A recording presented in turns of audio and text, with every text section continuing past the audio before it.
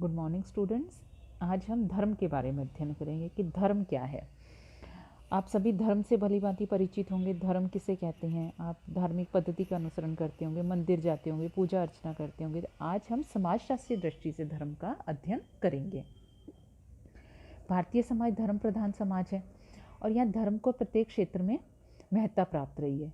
धर्म व्यक्ति, परिवार, समाज और संपूर्ण राष्ट्र के जीवन को अगणित रूपों में प्रभावित करता है। यह भौतिक सुख प्राप्ति को जीवन का परम लक्ष्य नहीं मानकर धर्म संचय को प्रधानता दी गई है।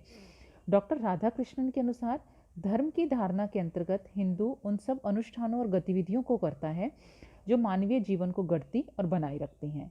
धर्म हिंदुओं के जीवन को जन्म से लेकर मृत्यु तक अनेक रूपों में प्रभावित करता रहा है।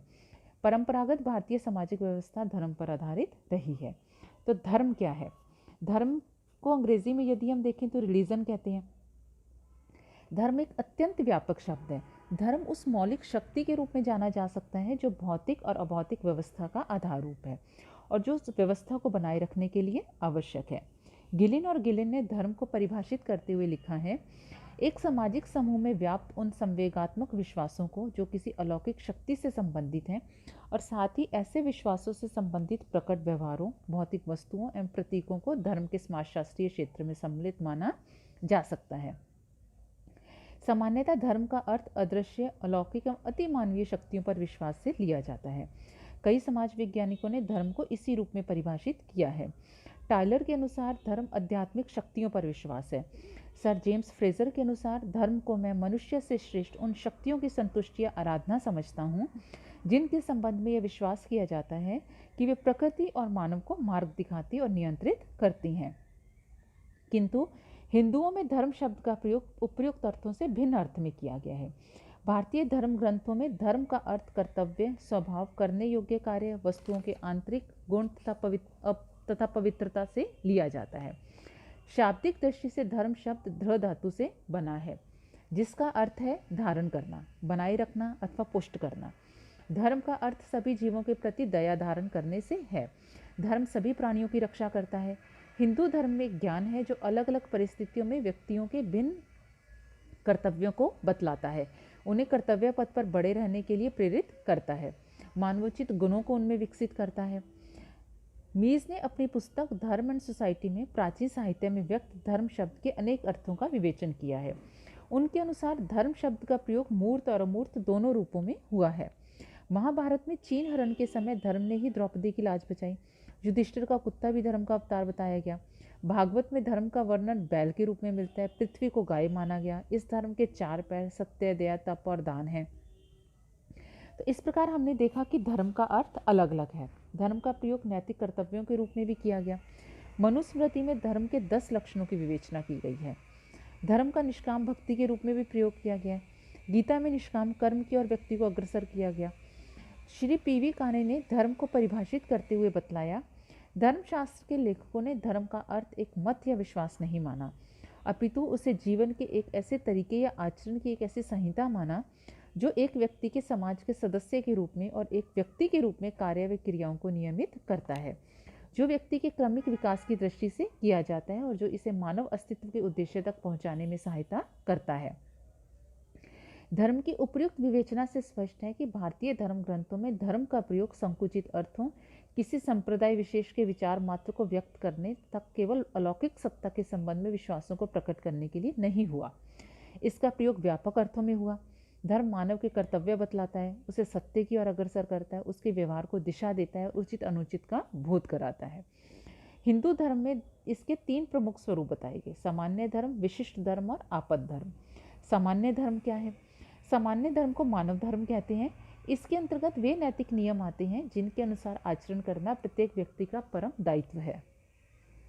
इस धर्म का लक्ष्य मानव मात्र में सद्गुणों का विकास और उसकी श्रेष्ठता को जागृत करना है। यह वह धर्म है जो प्रत्येक के लिए अनुसरणीय है, चाहे बालक हो या वृद्ध, स्त्री हो या पुरुष, गरीब हो या अमीर, स्वर्ण हो या अवर्ण, राजा हो या प्रजा, सबके लिए सामान्य धर्म का पालन करना आवश्यक है। श्री मद्भागवत में सामान्य धर्म के 30 लक्षण बताए गए और वहीं मनुस्मृति में धर्म के 10 लक्षण बताए गए। तो हमने देखा कि सामान्य धर्म में धर्म के हमारे विभिन्न पुराणों में अलग अलग लक्षणों की बात की गई। अब विशिष्ट धर्म क्या है? विशिष्ट धर्म को स्वधर्म भी कहा गया।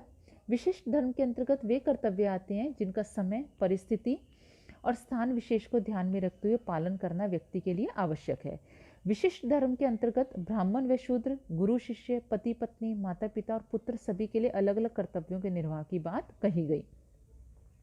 विशिष्ट धर्म के अंतर्गत वर्ण धर्म, आश्रम धर्म, कुल धर्म, राज धर्म, युग धर्म, मित्र धर्म, गुरु धर्म आदि आते हैं। इन सभी का हम यहाँ संक्षेप में उल्लेख करेंगे। आश्रम धर्म क्या है? हिंदू शास्त्रकारों ने व्यक्ति के जीवन को 4 अवस्था में विभाजित किया: ब्रह्मचर्य, गृहस्थ, वानप्रस्थ और संन्यास। इन सभी आश्रमों में व्यक्ति के अलग अलग धर्म बताए गए, अलग अलग कर्तव्य बताए गए जिससे कि उन्हें पूर्ण करना होता है। अब वर्ण धर्म के अंतर्गत चारों वर्णों अर्थात ब्राह्मण, क्षत्रिय, वैश्य और शूद्र प्रत्येक के अलग अलग कर्तव्य बतलाए गए।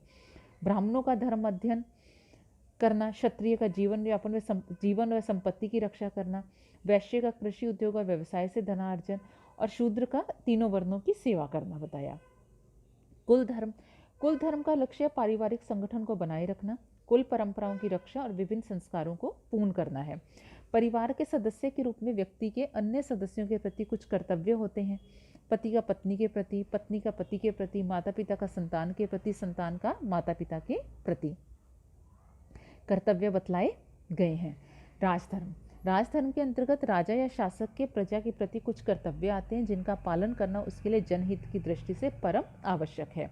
राजा का धर्म है कि वह राजोचित व्यवहारों का पालन करे, अर्थात उसे दृढ़ प्रतिज्ञ होना चाहिए, अपने कर्मचारियों के पोषण की समुचित व्यवस्था करे, योद्धाओं का आदर सत्कार करे। युग धर्म को काल के धर्म के नाम से भी पुकारते हैं। हिंदू शास्त्रकार इस तथ्य से परिचित हैं कि समय परिवर्तन के साथ साथ शक्ति के कर्तव्यों में परिवर्तन आना भी आवश्यक है। जो धर्म स्थिर हो जाता है, जिसमें गति नहीं रहती, वह मनुष्य के व्यवहारों को अधिक समय तक प्रभावित नहीं कर पाता और विघटित होने लगता है। मनुस्मृति, पाराशर स्मृति और पद्म पुराण में भी युग धर्म की चर्चा की गई है। अलग अलग व्यक्ति के अलग अलग कर्तव्य बताए गए हैं। हर युग में परिवर्तित परिस्थितियों के अनुसार नैतिक संहिताओं में परिवर्तन लाना आवश्यक होता है। मित्र धर्म के अंतर्गत एक मित्र के दूसरे मित्र के प्रति कर्तव्य आते हैं जो दोनों पक्षों के लिए समान रूप से मान्य होते हैं। मित्र और मित्र में आयु, धन और पद के आधार पर किसी प्रकार का कोई भेद नहीं किया जाता। एक मित्र का अपने मित्र के प्रति यह कर्तव्य है कि वह सुख दुख में उसका साथ दे। गुरु धर्म। हिंदू समाज में गुरु को बहुत ऊंचा स्थान प्रदान किया गया, परंतु साथ ही उसके कुछ कर्तव्य भी बताए गए। उसे सदैव अपने शिष्यों के हित कामना, लोभ एवं दंभ से दूर रहना तथा अहिंसा और त्याग भावना से ज्ञान का प्रसार करना चाहिए। अब तीसरा है आपद धर्म। आपद धर्म का अर्थ है कि आपत्ति काल में या संकट के समय व्यक्ति को अपने सामान्य और विशिष्ट धर्म में कुछ परिवर्तन कर लेना चाहिए। रोग, शोक, विपत्ति और धर्म संकट की स्थिति में व्यक्ति को कर्तव्य नियमों में कुछ छूट दी गई, अपवाद की अनुमति प्रदान की गई। यह परिस्थिति विशेष से संबंधित अस्थायी धर्म है। जब व्यक्ति के कर्तव्यों की दृष्टि से दो धर्मों के बीच टकराव की स्थिति पैदा हो जाए तो अधिक महत्वपूर्ण धर्म या दायित्व के निर्वाह के लिए दूसरे धर्म के नियमों को कुछ समय के लिए छोड़ देना आपद धर्म है।